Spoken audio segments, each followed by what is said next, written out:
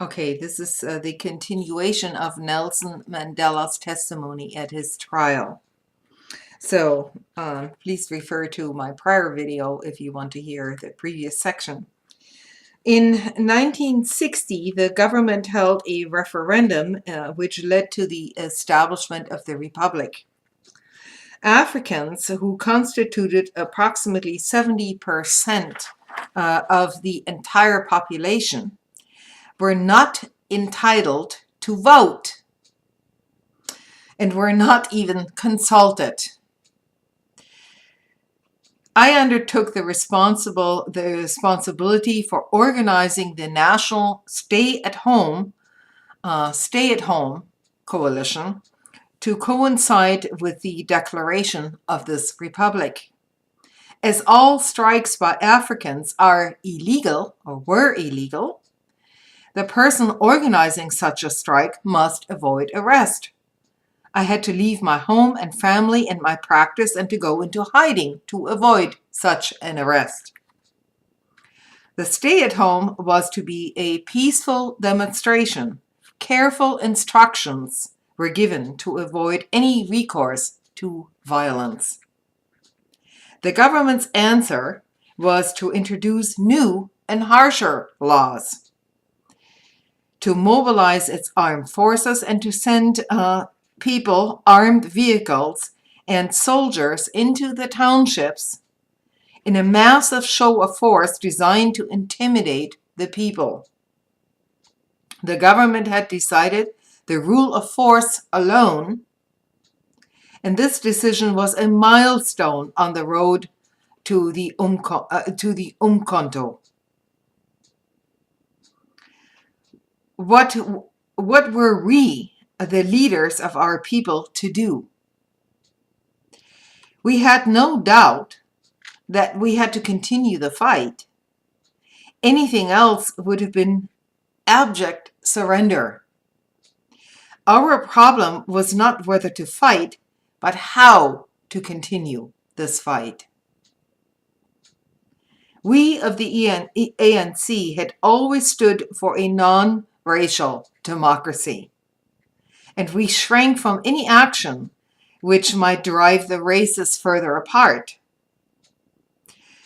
But the hard facts were that 50 years of nonviolence had brought the African people nothing but more and more repressive legislation and fewer rights.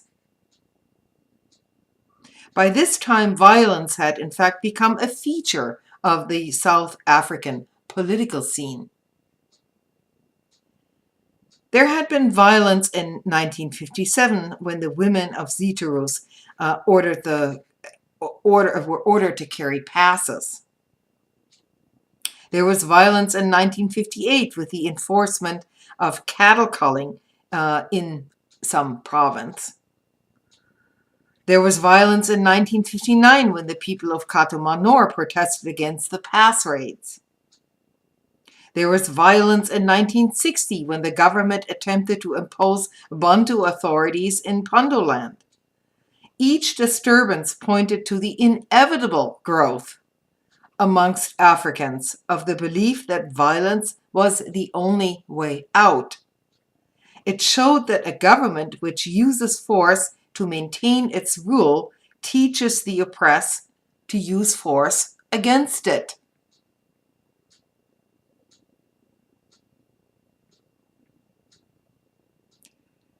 I came to the conclusion that as violence in this country was inevitable, it would be unrealistic to continue preaching peace and nonviolence. This conclusion was not easily arrived at. It was only when all else had failed, when all channels of peaceful protest had been barred to us, that the decision was made to embark on violent forms of political struggle. I can only say I felt morally obliged to do what I did. 4 forms of violence are possible. There's sabotage, there's guerrilla warfare, there's terrorism, and there's open revolution. We chose to adopt the first, sabotage.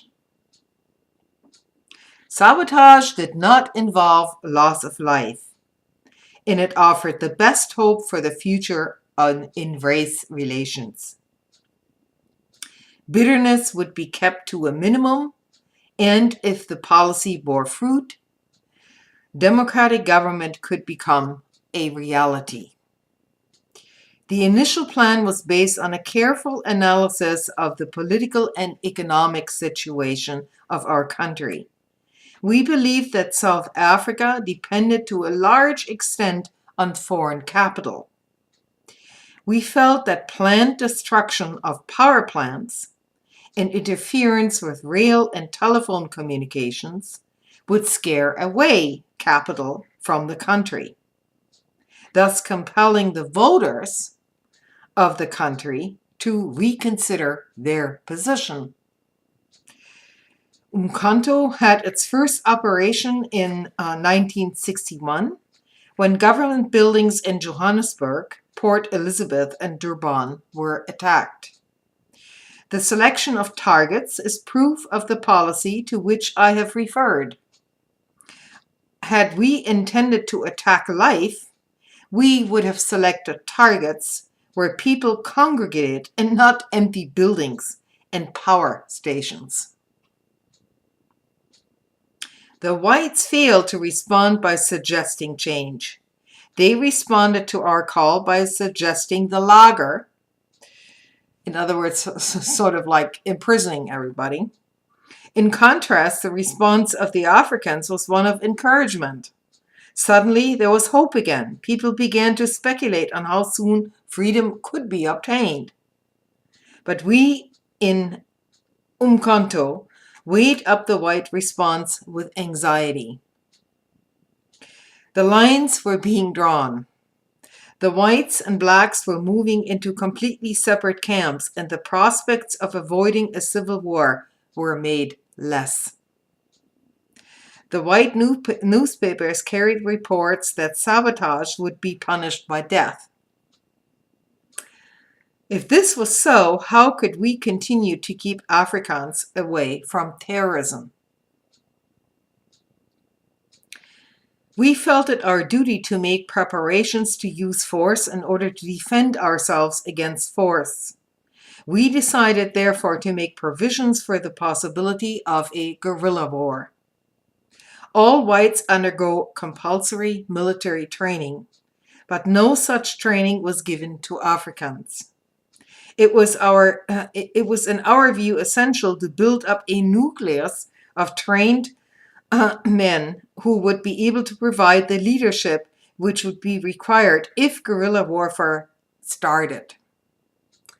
At this stage, it was decided that I should attend the conference of the Pan-African Movement, which was to be held early in 1962 in Addis Ababa. And after the conference, I would undertake a tour of the African states with a view to obtaining facilities for the training of soldiers. My tour was a success. Wherever I went, I met sympathy for our cause and promises of help. All Africa was united against the stand of white South Africa, and even in London, I was received with great sympathy by political leaders of some sort. He mentions some people here. I started to make a study of the art of war and revolution, and whilst abroad underwent a course in military training.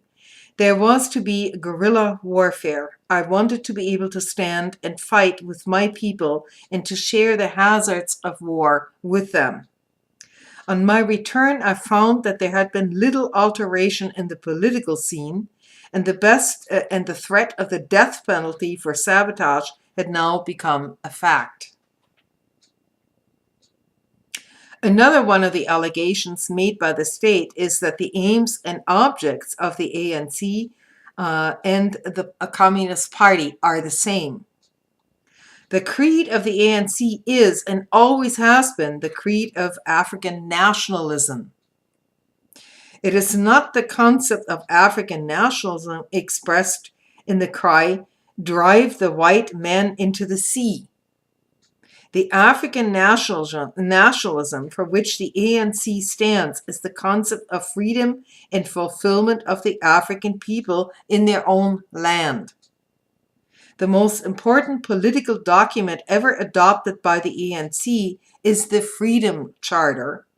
It is by no means a blueprint for a socialist state. It calls for redistribution, but not nationalization of land.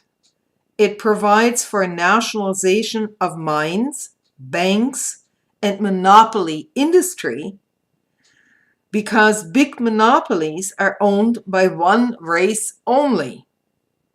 And without such nationalization, racial domination would be perpetuated despite the spread of political power. Under the Freedom Charter, nationalization would take place in an economy based on private enterprise. I will continue with this testimony.